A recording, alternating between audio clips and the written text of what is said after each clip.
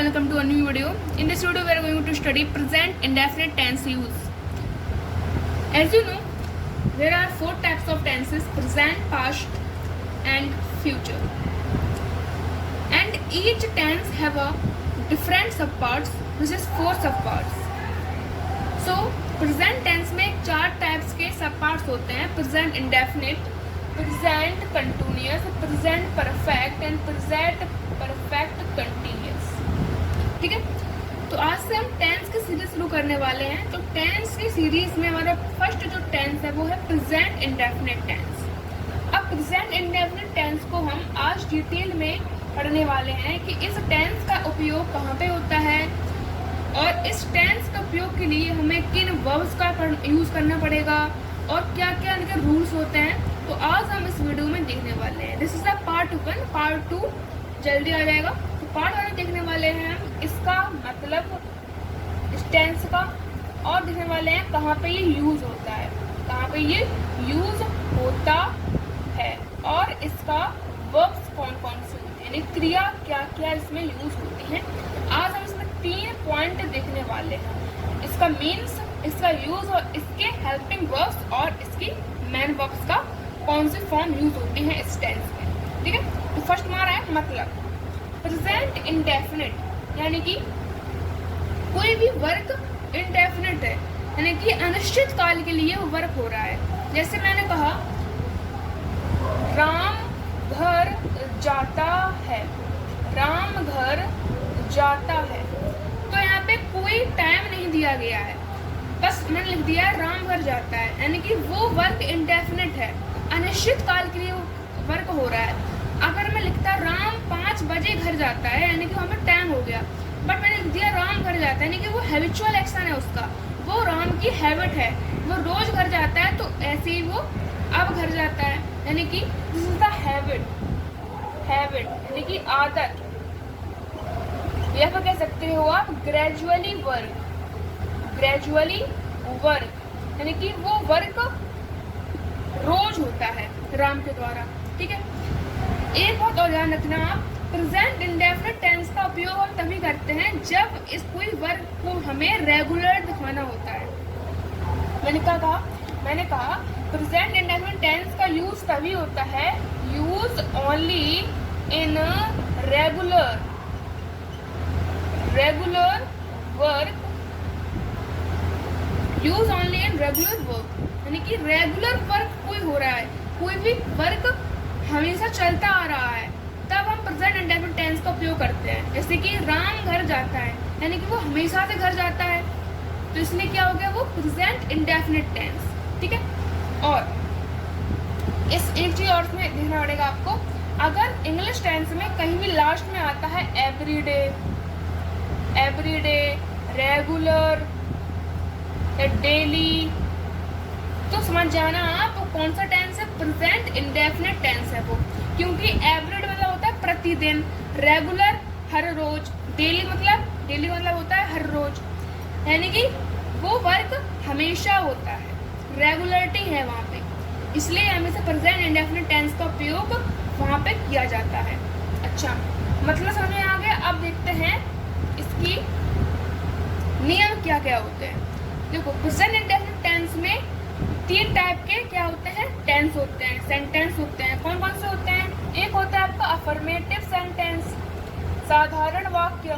ठीक है, एक होता है आपका नेगेटिव सेंटेंस, नकारात्मक वाक्य, और एक होता है आपका इंटरोगेटिव सेंटेंस, यानी कि क्वेश्चन वाले सेंटेंसेस. ठीक है, 3 टेंस के आधार पर ही हम प्रेजेंट इंडेफिनिट टेंस का उपयोग, उनके रूल्स जो होते हैं वो हम जानते हैं. ओके, तो हम जानते हैं अफर्मेटिव सेंटेंस में क्या रूल्स होते हैं. अफर्मेटिव सेंटेंस, साधारण वाक्य. ठीक है, तो फर्स्ट ऑफ ऑल देखते हैं इसका स्ट्रक्चर क्या होता है. तो सेंटेंस स्ट्रक्चर,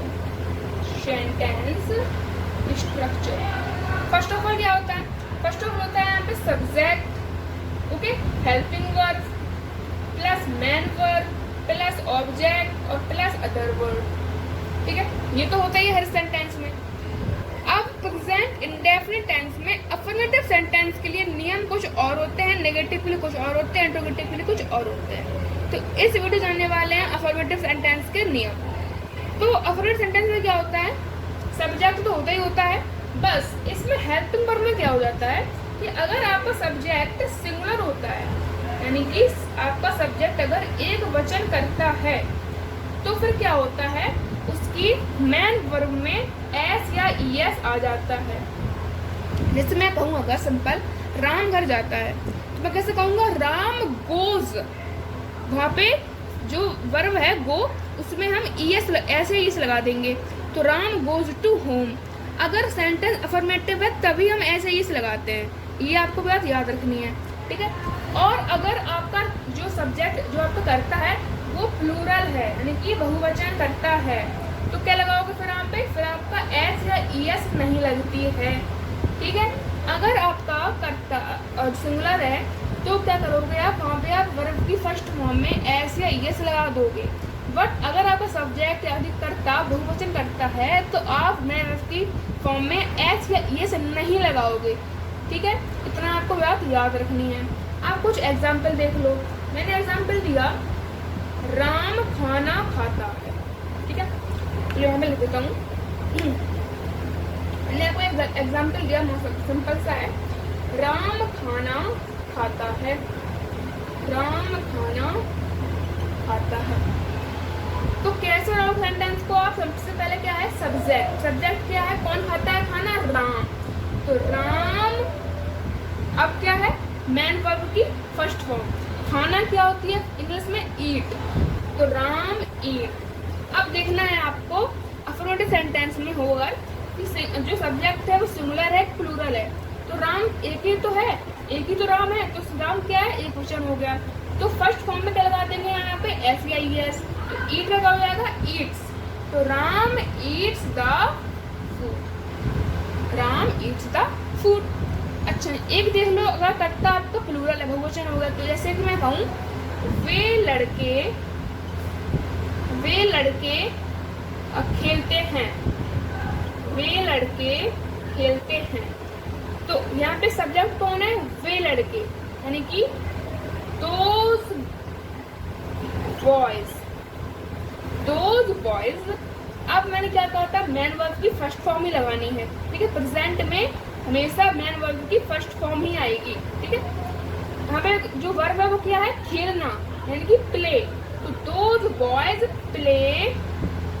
अब देखो फिर से एक चीज, यहाँ पे सब्जेक्ट कौन है, एक सिंगुलर प्लूरल है, यानी कि लड़के ज्यादा हैं, तो यहाँ पे एस या यस नहीं आएगा, तो दोज बॉयज प्ले, बस खत्म, ठीक है, हो गया। ऐसे आपको प्रेजेंट इंडेफिनिट टेंस के जो सेंटेंस होते हैं an affirmative, not negative not interrogative, only affirmative sentence के आपको वाक्य जो होते हैं हिंदी से इंग्लिश ऐसे लाने होते हैं, ठीक है। अब आते हैं हम किसमें, नेगेटिव सेंटेंस में। नेगेटिव सेंटेंस में बस एक चेंज हो जाता है, नेगेटिव सेंटेंस में बस एक चेंज क्या हो जाता है, नेगेटिव सेंटेंस में क्या हो जाता है, सब्जेक्ट तो होता ही होता है, ठीक है, मेन वर्ब भी होती है, हेल्पिंग वर्ब भी होती है, प्लस ऑब्जेक्ट भी होता है, प्लस अदर वर्ड भी होते हैं, प्लस फुल स्टॉप भी हो जाता है। बस यहाँ पे हेल्पिंग वर्ब में चेंज आ जाता है, ठीक है। अब हेल्पिंग वर्ब कौन कौन सी होती हैं, तो यार लिख लेना आप, कौन कौन सी होती हैं, एक होती है आपकी डू, एक होती है आपकी डज, डू या फिर डज। डू कहाँ पे उपयोग होती है, do used in only in plural subjects, does होती है ओनली इन सिंगुलर सब्जेक्ट्स, ठीक है।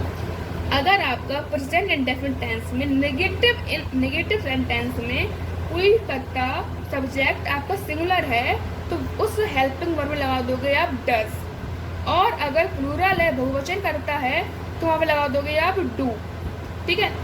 अब कैसे पहचानेंगे कि सिंगुलर है कि प्लूरल है, तो उसकी जो प्रोनाउंस की लिस्ट है वो मैं आपको बता दे रहा हूँ, यानी कि जो प्रोनाउंस होते हैं, जो सर्वनाम होते हैं, उन्हें भी हमने डिवाइड किया है 3 कैटेगरी में, सिंगुलर, प्लूरल और नेम में। देखो सिंगुलर प्लूरल प्रोनाउंस को अगर हम बताएं, सिंगुलर में कौन कौन से आ जाते हैं, पहले देखो प्लूरल में, तो प्लूरल में कौन कौन से आ जाते हैं प्रोनाउंस, आई वी और दे, आई वी और दे, ठीक है। और उसमें क्या आ जाते हैं सिंगुलर में, सिंगुलर में आपके आ जाते हैं ही, शी, इट और any other name, any other यानी किसी का नाम हो गया, किसी राम श्याम, ठीक है। हाँ यू भी लिख लो यहाँ पे, दे के बाद यू भी होता है प्लूरल, ठीक है, यू। तो प्रोनाउंस में हमने इसको बांट दिया सिंगुलर और प्लूरल में, ओके। ही, सी, इट और या फिर किसी का नाम होता है सिंगुलर, और आई, वी, यू, दे हो जाता है प्लूरल, ठीक है। अच्छा, अब आई जो होता है वो सिंगुलर भी यूज होता है, प्लूरल भी यूज होता है, पता होगा आपको। जो आई प्रोनाउन होता है उसे हम सिंगुलर की तरह भी यूज करते हैं और प्लूरल की तरह भी यूज करते हैं। क्यों करते हैं, बिकॉज आई को हम हिंदी में कहते हैं मैं, ठीक है, क्या कहते हैं हिंदी में, मैं। तो मैं क्या होता है, मैं सिंगुलर भी होता है, लेकिन इंग्लिश लैंग्वेज में हम आई को एज अ प्लूरल सब्जेक्ट भी कंसिडर करते हैं, ठीक है। तो उसमें आपको डाउट नहीं होना चाहिए, ठीक है। अब हम नेगेटिव सेंटेंस के कुछ वाक्य बनाते हैं। अब मैंने कहा, मान लो रामू खाना नहीं खाता है, रामू खाना नहीं खाता है, नहीं खाता है, सिंपल है, कुछ नहीं करना है आपको। Subject, helping verb, main verb, object and other verb. Subject कौन है, जैसे रामू हो गया तो रामू लिख देंगे यहाँ पे, रामू। अब कौन सा टेंस है देखना है आपको, ये नहीं आ गया यानी कि नेगेटिव सेंटेंस है। और कौन सा टेंस है, तो present indefinite tense. Present indefinite tense की पहचान क्या होती है, जिन वाक्य के अंत में ता है, ती है, ते है आते हैं, उन टेंस में हम प्रेजेंट इंडेफिनिट टेंस को मान लेते हैं, ठीक है। तो ये कौन सा टेंस है हमारा, प्रेजेंट इंडेफिनिट। सेंटेंस कौन सा है, नेगेटिव सेंटेंस। तो यहाँ पे हेल्पिंग वर्ब क्या दी थी मैंने, डू, डज। तो रामू सिंगुलर है, एक वचन करते ही तो है रामू, तो क्या आ जाएगा, डज, ठीक है, रामू डज। अब देखो, अब यहाँ पे हेल्पिंग वर्ब के बाद एक चीज और आ जाती है जिसका नाम होता है नॉट, इसका नाम होता है नॉट। नेगेटिव सेंटेंस में हेल्पिंग वर्ब के तुरंत बाद, हेल्पिंग डू या डज के तुरंत बाद नॉट लगाना पड़ता है आपको, ठीक है। तो रामू डज नॉट, और क्या है, खाना यानी कि eat, Ramu does not eat food and full stop. ये हो गया हमारा नेगेटिव सेंटेंस का हिंदी से इंग्लिश ट्रांसलेट। ऐसे ही आगे देखेंगे इंट्रोगेटिव के और एनी अदर क्वेश्चंस जो आपको पूछना हो तो उसके भी आंसर देंगे आपको अगले वीडियो में। पार्ट 1 खत्म होता है। Help, hope you like the video. If you like the video and subscribe the channel for more interesting educational videos.